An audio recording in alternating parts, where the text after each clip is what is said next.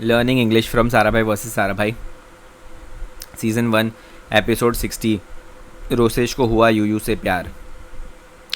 That does it used to indicate that one will not tolerate a particular thing any longer.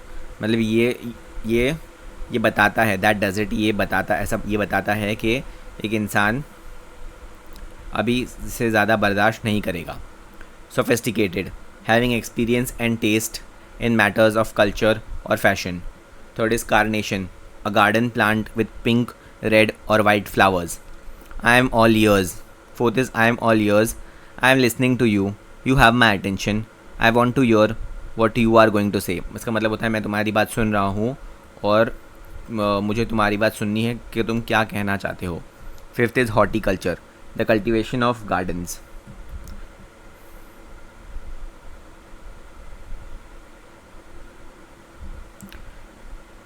Reproduction in flowering plants.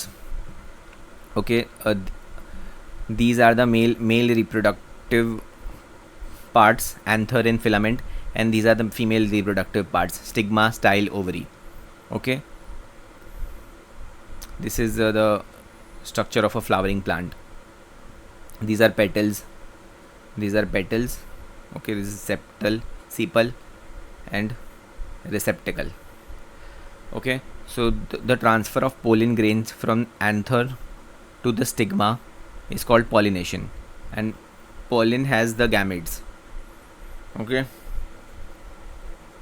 um, 1 second. The transfer of pollen from the anther to the stigma is called pollination.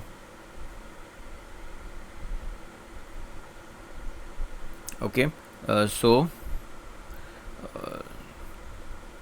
So pollination कैसे हो सकता है? Wind से हो सकता है, water से हो सकता है, हनी बीज से हो सकता है, बर्ड्स से हो सकता है।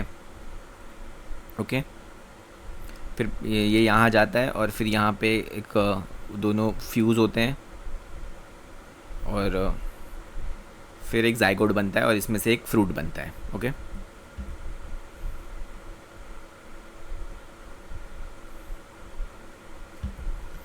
eighth is chlorophyll, a green pigment in plants which allows them to convert sunlight into energy.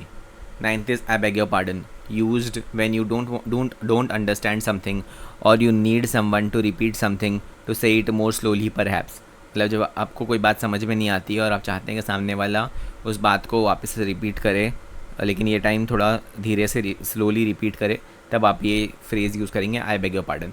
और ये दूसरे केसेस में भी यूज़ होता है अगर आप वार्निंग और scolding if someone is rude, मतलब सामने वाला अगर बहुत ही रूड है, रूडली बात करता है, तो उसको वार्न करने के लिए, डांटी मारने के लिए भी ये यूज़ होता है। और third is apology, excuse me या सॉरी बोलने के लिए भी ये फ्रेज़ यूज़ होता है I beg your pardon. Tenth is okra, the long seed pods of a tropical plant eaten as a vegetable. इसका मतलब है ओकरा मतलब भिंडी।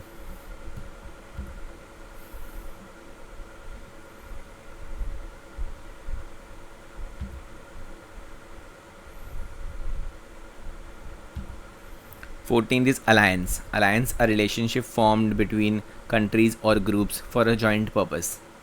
मतलब एक रिलेशनशिप जो कंट्री या ग्रुप में होता है एक जॉइंट पर्पस के लिए। सिक्स्थ इज़, यहाँ पे आप प्रोनाउंसिएशन ज़रा ध्यान से देखिए। This word is called au revoir, it means good bye in French. This word is called ciao, an acknowledgement that can be used to say hello and good bye. Aloha is Hawaiian and ciao is Italian. sayonara, it means goodbye in Japanese. Merci, it means thank you in French. Crisis, a time of severe difficulty or danger. 18th is sadist. Sadism means pleasure felt from hurting or humiliating other people. Thank you.